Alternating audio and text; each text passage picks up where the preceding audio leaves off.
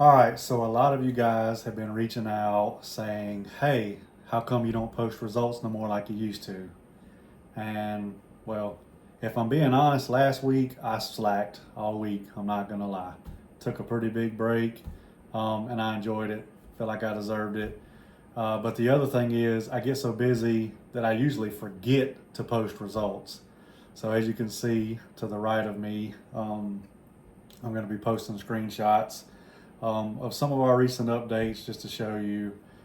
This is what real credit repair results look like. This is none of that shady stuff like the credit plug and all these other scammers are posting, using identity theft.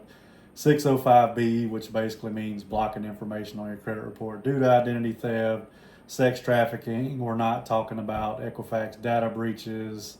We're not using identity theft because Experian was sued. Because just because Experian was sued doesn't mean you can now use identity theft. The stuff's legit your stuff. That's why it's on your credit report.